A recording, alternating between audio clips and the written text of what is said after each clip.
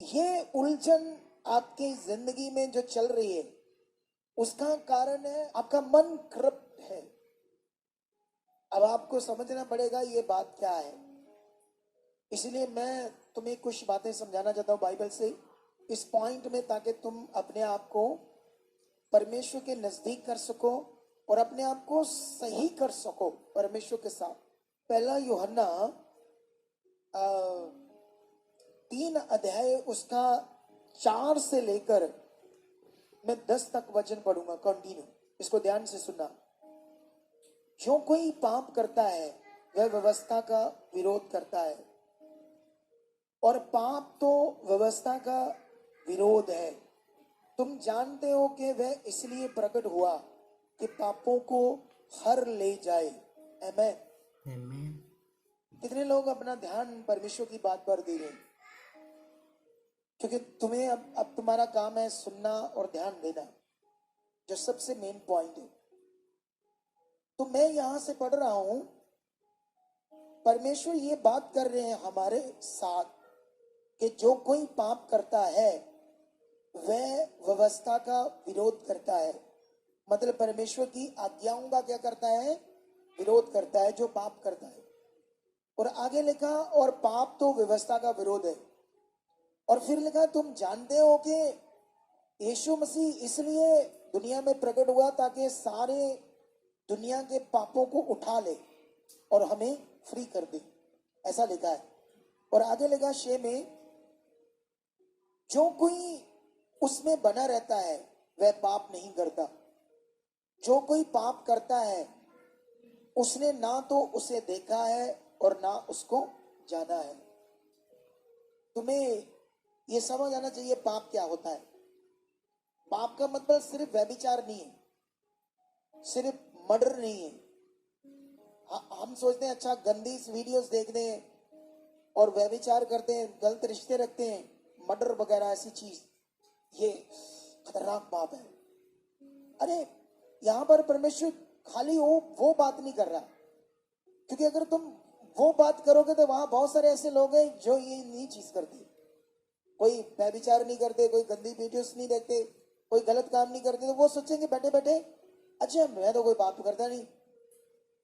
Actually में ये सीखना आपने परमेश्वर क्या बात कर रहे हैं।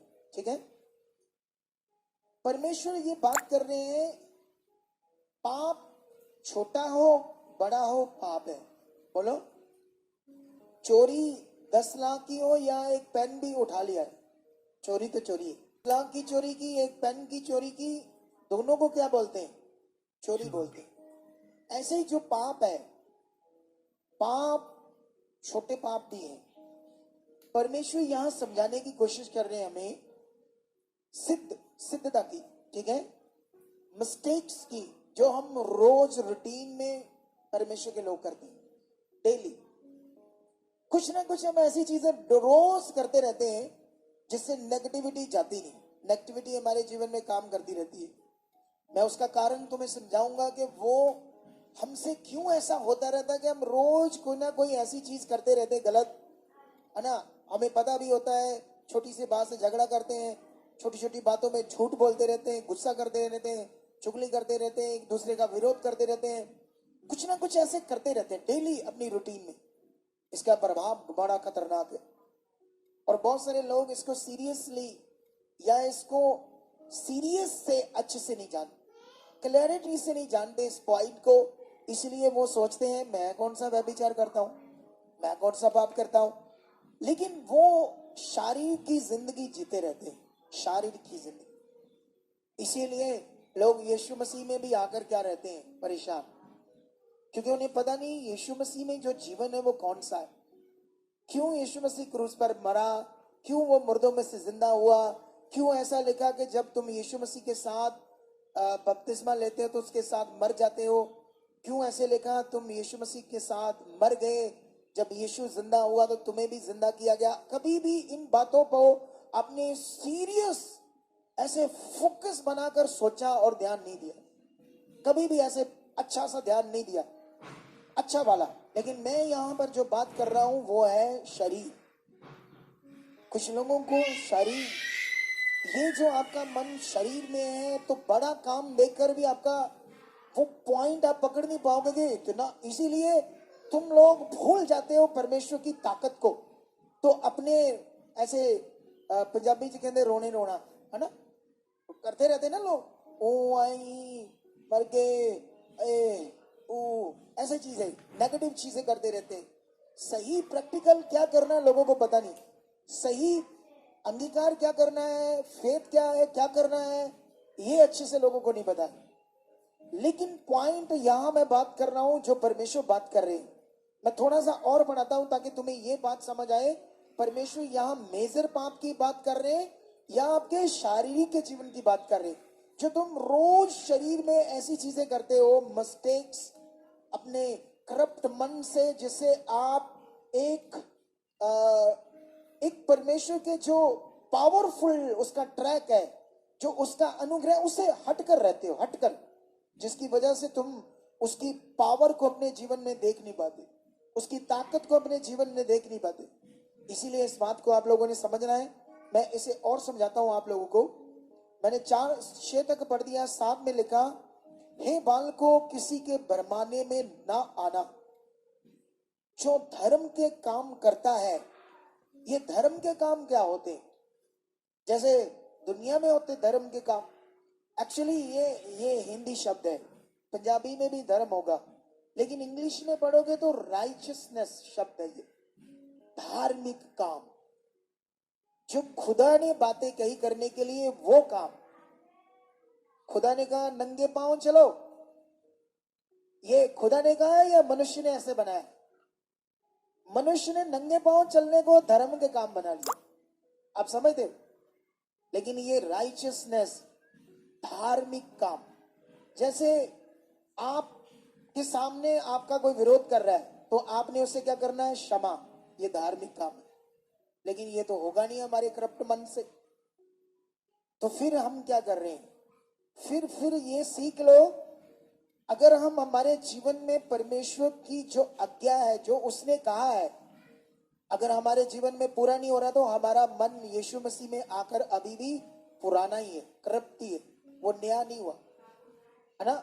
आप समझ रहे हैं या नहीं समझ रहे? अगर तुमने उससे प्यार नहीं किया जिससे तुम्हारी प्रॉब्लम है, आपको ये सीखना है। हमारे साथ लोगों ने बड़ा गलत किया, लेकिन मैंने उन्हें क्षमा कर दिया, सच्ची। मैं जानता था क्षमा करने से ही मैं आगे आऊंगा, तो हमने किया। मेरा एक ऐसा स्वभाव बन गया है, लेकिन ये चीज तुम लोगों ने पकड़नी है। लेकिन अभी इस पर बहुत सारे पॉइंट है, मैंने एक पॉइंट से तुम्हें समझा दिया। दुनिया के धार्मिक काम अलग है, परमेश्वर ने जो कहा वो अलग है, ठीक है? वो है मेन जो परमेश्वर ने कहा है। लेकिन यहां पर लिखा आगे, जो धार्मिक काम करता है वही उसके समान धर्मी है, यीशु मसीह के समान। जो कोई पाप करता है वह शैतान की ओर से है। अगर तुम शरीर में जीते हो, विरोध करते हो, झगड़ा करते हो, पाप करते हो, तो फिर हम किसकी साथ है? शैतान के साथ है ना, परमेश्वर के साथ तो नहीं, ऐसा परमेश्वर ने बताया। और आगे क्या लिखा है? क्योंकि शैतान आरंभ ही से पाप करता आया, परमेश्वर का पुत्र इसीलिए प्रकट हुआ कि शैतान के कामों का नाश करे। अगर वो तुम्हारी जिंदगी में है, यीशु, तो तुम्हारी जिंदगी में शैतान का हर काम क्या होना चाहिए? नाश। अगर वो है, अगर तुम ये कहते हो मैं यीशु का फॉलोअर हूं, मैं यीशु पर विश्वास करता हूं, यीशु का आत्मा मुझ में है, तो फिर शैतान के सारे काम तुम्हारी जिंदगी में क्या हो जाएंगे? नाश। अगर तुम ऊपर से बोल रहे हो मैं यीशु का हूं, अटर्नली उसके नहीं हो, समझ से उसके नहीं हो, दिल से उसके नहीं हो, पकड़ में उसके नहीं हो, पॉइंट से पकड़ कर चलने में उसके नहीं हो, तो फिर करप्ट हो, फिर हालात है, फिर टेढ़ा जीवन है, आगे पीछे कुछ भी समझ नहीं आ रही क्या करना है। हालेलुया। लेकिन यहां पर क्लैरिटी मिल रही है अभी। और क्या लिखा यहां पर? और भी, यीशु तो इसलिए प्रकट हुआ ताकि शैतान के कामों का नाश करे, और जो कोई परमेश्वर से जन्मा है वह पाप नहीं करता, क्योंकि उसका बीज उसमें बना रहता है। परमेश्वर का बीज क्या है? पवित्र आत्मा। वो हम में बना रहता है और वह पाप कर ही नहीं सकता क्योंकि वह परमेश्वर से जन्मा है। हमारा नया जन्म किससे होता है?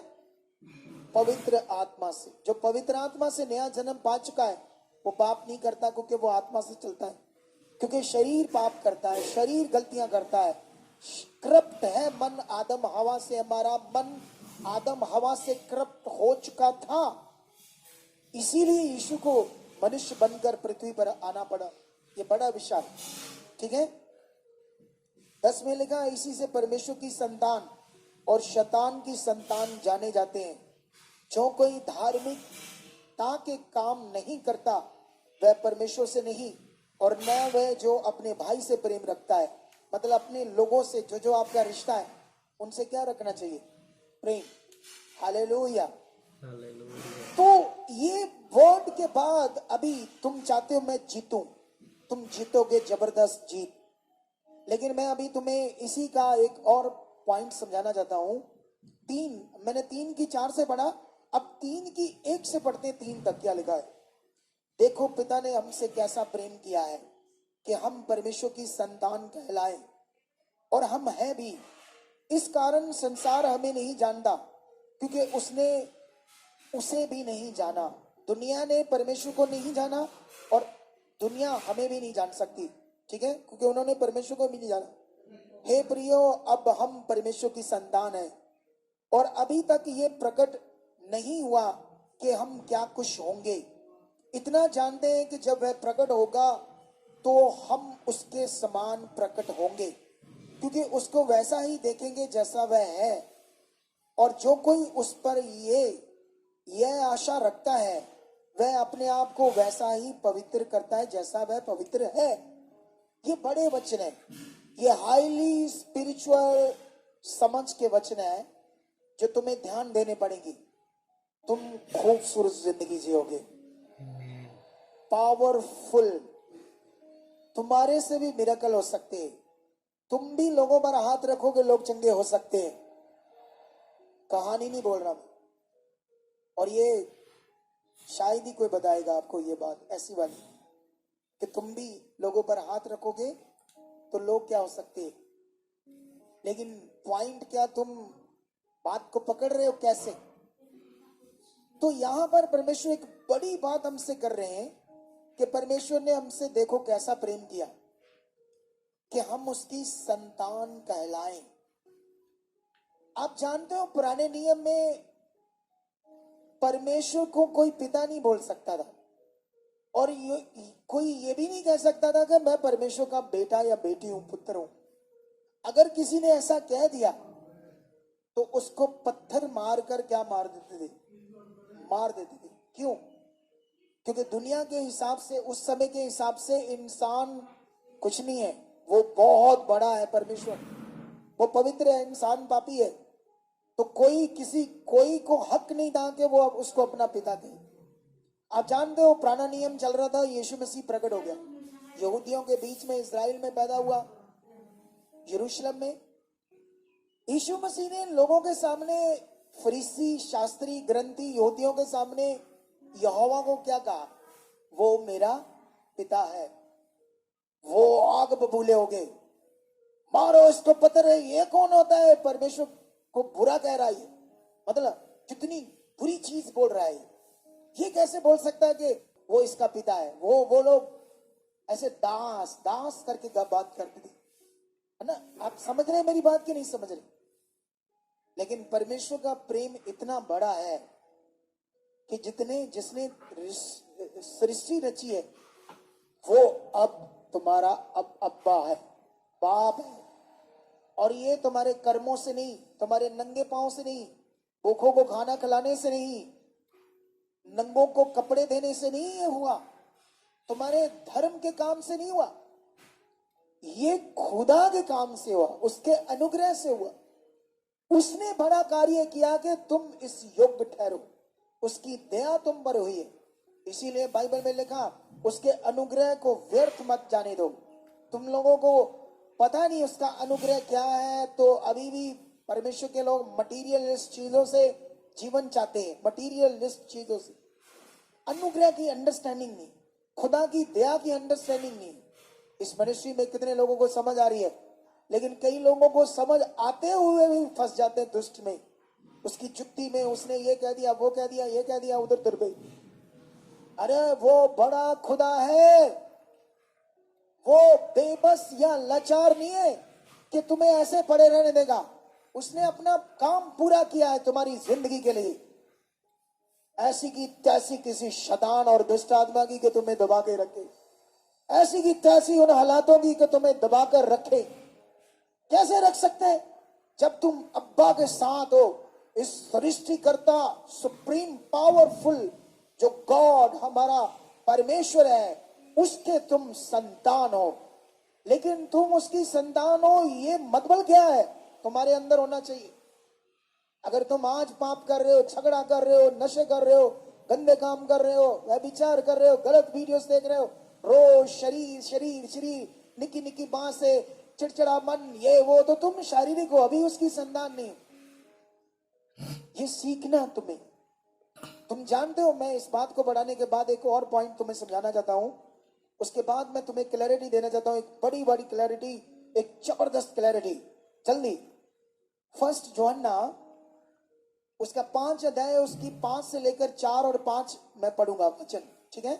यहां जीत की बात हो रही है, क्योंकि जो कुछ परमेश्वर से उत्पन्न हुआ है वह संसार पर जय प्राप्त करता है, और वह विजय जिससे संसार पर जय प्राप्त होती है हमारा विश्वास है। हालेलुया। तुम्हारा विश्वास जो इस दुनिया पर विजय पाएगा, तुम्हारा विश्वास। विश्वास का मतलब तुमने सीख लिया है आत्मिक जीवन से जीना, उसकी इच्छा में चलना, इसको विश्वास कहते हैं। अगर तुम उसकी इच्छा में नहीं चल रहे तो वो कहानी जैसे है तुम्हारा विश्वास, एक नाम का है, नाम का, सिंपल। और तुम कहते हैं मैं विश्वासी हूं, इसीलिए दुख में हो, प्रॉब्लम में हो, बीमारी में, हालात में हो, और बड़ी से बड़ी बीमारी फुर्र हो जाएगी तुम्हारी जिंदगी से, बड़े से बड़े हालात। वो इतना ताकतवर है खुदा, तुम्हें ऐसे दलेर रहना है, और दलेरी का जिंदगी जीनी है, छोटी मोटी जिंदगी नहीं जीने तुम्हें। और यहां पर कितनी बड़ी बात हम समझ रहे हैं परमेश्वर के वचन से। 5 में लिखा, संसार पर जय प्राप्त करने वाला कौन है? केवल वह जिसका ये विश्वास है कि यीशु परमेश्वर का पुत्र है। विश्वास का मतलब उसकी आज्ञाओं में चलना, विश्वास का मतलब पवित्रताई में चलना, पुराना जीवन खत्म होना, नए जीवन में चलना, तभी हमारा उस पर विश्वास है। लेकिन हम इसकी 5 की 2 और 3 भी पढ़ते, क्या लिखा है? जब हम परमेश्वर से प्रेम रखते हैं और उसकी आज्ञाओं को मानते हैं, तो इसी से हम जानते हैं कि हम परमेश्वर की संतानों से प्रेम रखते हैं, जहां परमेश्वर की संतान है। क्योंकि परमेश्वर से प्रेम रखना यह है कि हम उसकी आज्ञाओं को माने, और उसकी आज्ञाएं कठिन नहीं है। आमेन। परमेश्वर ने जो कुछ कहा वो दुनिया के बाबाओं, तंत्री, पंडित, है ना, जो दुनिया कह रही उससे बहुत आसान है। लेकिन तुम वहां से आए जो कठिन करके आए थे। इधर कुछ गवाहियां हम सुन रहे थे लोगों की, तो लोगों ने बाबाओं की चीजों को कठिनाई से भी किया, रात रात जागे। पता नहीं, एक बहन थी इधर कहती, वो एक शब्द था, उसको एक टांग के ऊपर 100 बार करना था, 100 बार, वो भी मैं रात को करती थी। हालेलुया, ऐसा उन्होंने कहा था। बड़ी चीज, कठिनाई की चीज, लेकिन जो परमेश्वर ने कहा है वो आसान है, तुम अच्छे से कर सकते हो। हालेलुया। लेकिन तुम्हें ये समझना पड़ेगा कैसे। लेकिन इस बात को समझ लो कि उसकी आज्ञाओं को मानना ही परमेश्वर से प्रेम रखना है। इसी से हम जानते हैं हम उसके हैं, वो हमारा है। लेकिन अभी मैं तुम लोग जानते हो, जब पुराना नियम पढ़ोगे तो पुराने नियम में मैं फटाफट 2-3 बातें जल्दी जल्दी पढ़ा देता हूं आपको, ताकि तुम्हें ये बात समझ आ जाए। मैं जल्दी जल्दी से 2-3 बातें, मैं न्यायों की बुक में जाना चाहता हूं। वहां पर आपके लिए एक वर्ड है परमेश्वर का, जो आपके मैं दिल में लाना चाहता हूं क्या हुआ उस समय, सिचुएशन क्या थी इजराइलियों की, ठीक है। तो ये 2 का मैं पढ़ना चाहता हूं। अगर 6 से पढ़ूं तो यहां पर लिखा, जब यहोशू ने लोगों को विदा किया था तब इजरायली देश को अपने अधिकार में कर लेने के लिए अपने अपने निज भाग पर गए। और यहोशू के जीवन पर, मतलब अगर यहां से ये पढ़ोगे तो यहोशू जब तक खड़ा था, क्योंकि वो खुदा का दास था, वो एक नबी था, शूरवीर योद्धा भी था, और दिल से, गुड हार्ट से परमेश्वर की इच्छा में चलता था। हालेलुया। कितनों को बात समझ आ रही? लेकिन बाइबल में लिखा जब मर गया तो अब उन्हें टीच करने वाला कोई उनका लीडर ना रहा। परमेश्वर फिर भी समय समय पर लीडर खड़े कर रहा था, लेकिन यहोशू का, और इजराइलियों ने यहोशू के द्वारा परमेश्वर की ताकत को बहुत देखा था। आमीन।